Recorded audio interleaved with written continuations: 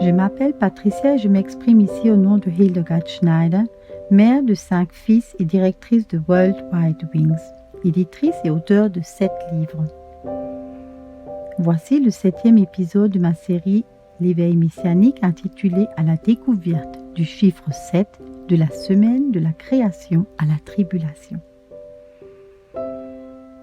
Ce que je n'avais pas prévu et qui m'impressionne, c'est justement au 7e épisode où je vais m'intéresser de plus près à la suite divine des nombres et plus particulièrement au chiffre 7. Avant de commencer, j'aimerais vous raconter comment la série L'éveil messianique a été créée sur le réseau social YouTube. C'était vers midi, alors que j'étais en train de cuisiner, quand soudain, selon le don de la grâce de Dieu, une telle onction m'a été donnée que j'ai éteint la cuisinière et je me suis assise au salon. J'ai prononcé les premiers mots de l'épisode « Une naissance difficile », sans réflexion préalable ni concept. Les phrases jaillissaient simplement de moi et j'en étais étonnée. L'idée d'enregistrer d'autres messages m'est venue que plus tard. Le deuxième enregistrement concernait ma relation personnelle avec mon fiancé Yeshua. Plus tard, lorsque j'ai demandé à Yeshua pourquoi il m'avait éloignée de la cuisinière pour le premier enregistrement, il m'a répondu « L'homme ne vit pas que de pain ». J'étais perplexe. Oui, c'est clair, l'homme ne vit pas seulement de pain. Nous devons nous nourrir de la parole de Yahweh et la transmettre. Il m'a ensuite montré que l'ordre d'apparition du premier enregistrement, une naissance difficile, et du deuxième enregistrement, les eaux amères deviennent douces, avait un sens. Permettez-moi de vous l'expliquer. À la suite du terrible diagnostic selon lequel mon 5e fils serait handicapé, j'ai vécu une période très bouleversante. Grâce à cette période, j'ai rencontré Yeshua et ses qualités, jusqu'au jour où je suis devenue son épouse et lui mon époux. Ce message est très important et nous concerne tous. Il nous reste encore un peu de temps. Peut-être sommes-nous en train de traverser une première période de contraction de l'accouchement dans ce monde. Nous devons donc nous efforcer à connaître davantage toutes les qualités de la personnalité de Yeshua jusqu'à ce que nous parvenions à la révélation qu'il est l'époux à venir. Les thèmes que j'aborde dans les épisodes sont nouveaux pour toi. Alors, je t'invite à réécouter régulièrement les enregistrements. Prends ta Bible et efforce-toi à comprendre tout l'ensemble du contexte biblique. En particulier, la Torah vivante, c'est Yeshua. C'est pourquoi nous pouvons évoluer en elle. Dans Matthieu 25, verset 4, il est question des 5 vierges sages, tandis que les sages prirent avec leurs lampes de l'huile dans des vases. Il nous reste encore un peu de temps, mais pas beaucoup. Yahweh et Yeshua vivent hors du temps, mais pour notre vie terrestre, ils nous ont accordé une période limitée dans le temps. La séquence numérique divine de cette période temporelle est de 6 plus 1, ayant comme résultat le chiffre 7, qui apparaît tout au long des Écritures de la création à la période de la tribulation jusqu'à l'établissement de son royaume de 1000 ans. Nous lisons dans Ésaïe 46, verset 10, Yahweh dit « Je révèle dès le début ce qui doit arriver et longtemps à l'avance ce qui n'est pas encore mis en œuvre. » C'est donc à partir des débuts que nous pouvons comprendre les œuvres futures. Yahweh a défini le fondement des processus temporels selon la séquence numérique mentionnée auparavant des chiffres 6 plus 1. Lorsqu'un enfant apprend à compter selon la séquence des chiffres de 1 à 10, il est capable de combiner toutes les séquences des chiffres de 20 à 30, etc. Car les chiffres des séquences numériques supérieures calculées s'orientent selon le même principe de 1 à 10. Dans le récit de la création, nous apprenons qu'Élohim Dieu a travaillé et accompli en 6 jours la création. Ensuite, il se reposa, sanctifia et bénit. Elohim bénit le 7e jour et en fit un jour saint, parce que ce jour-là, il se reposa de toute son activité, de tout ce qu'il avait créé. Genèse 2, verset 3. Le 7e jour est le seul jour qui a reçu un nom de Yahweh, le Shabbat. Le mot hébreu Shabbat signifie cesser. Tous les autres jours sont simplement comptés, premier jour, deuxième jour, etc. Le cycle hebdomadaire avec le 7e jour comme jour de repos est un cycle de référence, un modèle de 7 qui s'étend jusqu'à la période de tribulation. Celle-ci s'étend également sur un cycle de 7 ans. La semaine de la création est extrêmement prophétique. Yahweh a placé un code dans la semaine de 7 jours et révèle des informations sur les choses à venir. Chaque jour de création correspond à une période de 1000 ans d'histoire biblique.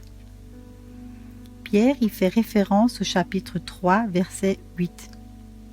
Mais, s'il y a une chose, bien-aimée, que vous ne devez pas oublier, c'est qu'aux yeux de Yahweh, un jour est comme 1000 ans, et 1000 ans sont comme un jour. Le premier jour, Elohim créa la lumière et sépara la lumière des ténèbres. Adam et Ève ont vécu en présence de Yahweh dans la lumière. Puis, ils ont péché dans les ténèbres. Nous lisons dans Genèse 5, verset 5, que Adam vécut en tout 930 ans, puis il mourut. Adam est donc mort, soi-disant, le premier jour, qui correspond aux 1000 premières années. Le deuxième jour, Elohim dit qu'il y ait une étendue entre les eaux pour les séparer les unes des autres. Genèse 1, verset 6.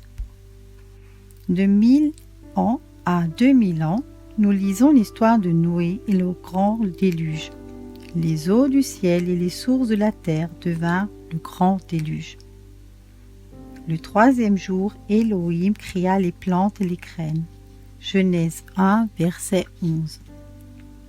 De 2000 à 3000 ans, il s'agit de l'histoire d'Abraham, d'Isaac et de Jacob.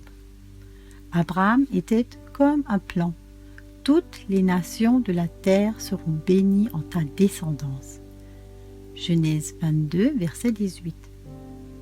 Le quatrième jour, Elohim créa les lumières du ciel comme le soleil, la lune et les étoiles, comme signes et comme temps. Et le quatrième jour, la lumière du monde est née, et l'étoile de David s'est levée. Un astre sort de Jacob. Nombre 24, verset 17. Le cinquième jour, Elohim a créé toutes les créatures aquatiques et les oiseaux. De 4000 à 5000 ans, de l'an 1 à 1000, après Yeshua, nous avons été métamorphosés en une nouvelle créature, par l'œuvre rédemptrice du Messie. Le sixième jour, Elohim a créé les animaux terrestres et l'homme. De 5000 à 6000 ans, après Yeshua, l'humanité a peuplé la terre et atteint désormais 7,7 milliards d'habitants. Au septième jour, Elohim avait achevé son travail de création et se reposa, sanctifia et bénit ce jour. L'an 6000 s'achèvera bientôt et Yeshua reviendra sur la terre pour régner pendant 1000 ans. L'histoire de l'humanité s'étend dans ce cycle millénaire. Le 7e millénaire est un millénaire sabbatique. Toute la création s'apaisera et entrera dans le repos. En plus du grand cycle de l'histoire de l'humanité, il existe encore d'autres cycles de 7. Lorsque dans ta vie les cycles de 7 réapparaissent régulièrement, alors tu sais que tu es bien sur le bon chemin, car ces cycles portent la signature de Yahweh. Si ce n'est pas le cas, je voudrais t'inviter au nom de Yahweh à entrer dans ces cycles. Imagine que tu veux te rendre dans une ville très éloignée et que des panneaux indicatifs avec le nom de la ville apparaissent régulièrement sur la route. Alors, tu sais que tu es sur le bon chemin. Yahweh nous accompagne dans la vie selon ses voies cycliques et non linéaires. Il est écrit en hébreu dans le psaume 23, verset 3. Il me conduit dans ses circuits de la justice. Dans ce verset, il ne s'agit pas d'un sentier de la justice. Le cycle. Cycle hebdomadaire. Nous allons du Shabbat au Shabbat. Cycle mensuel, de la nouvelle lune à la nouvelle lune. Nous lisons dans Isaïe 66, verset 23. À chaque début de mois et à chaque Shabbat, tout être vivant viendra se prosterner devant moi, dit Yahweh. Cycle des fêtes. Nous célébrons 7 fêtes. Pessah, fête des pains sans levain. Shavuot, fête des prémices. Yom Teruah, fête des trompettes.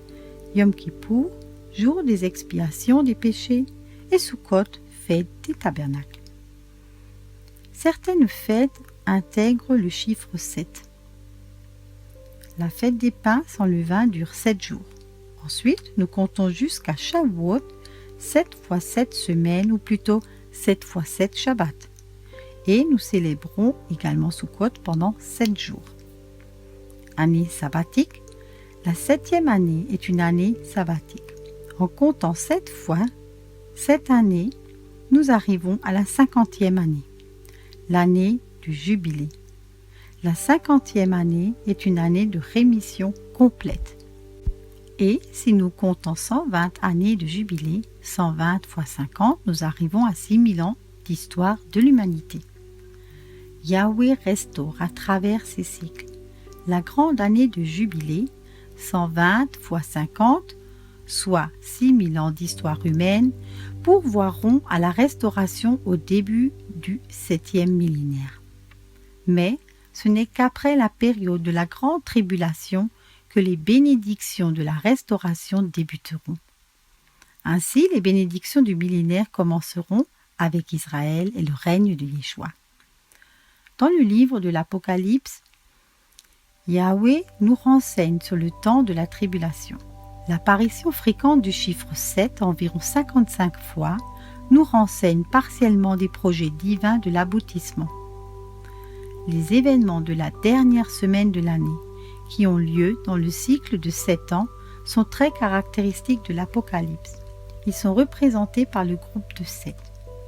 7 églises, 7 esprits, 7 chambres de lits d'or, 7 étoiles, 7 anges des églises, 7 faisceaux de feu, 7 cornes, 7 trompettes, 7 tonnerres, 7 couronnes, 7 anges avec la coupe de colère, 7 derniers fléaux, égales aux 7 coupes de colère, 7 montagnes, etc. Ce livre nous donne beaucoup de renseignements sur la période de la tribulation. Les panneaux indicatifs avec le chiffre 7 s'accumulent. La question qui se pose donc, est-ce que nous ne sommes pas déjà enlevés? Si c'était le cas, pourquoi Yahweh se serait-il donné tant de peine pour placer tous ces panneaux? Parce que ce sujet préoccupe tant de personnes, je parlerai dans le prochain épisode de la soi-disant doctrine de l'enlèvement. Soyez tous richement bénis.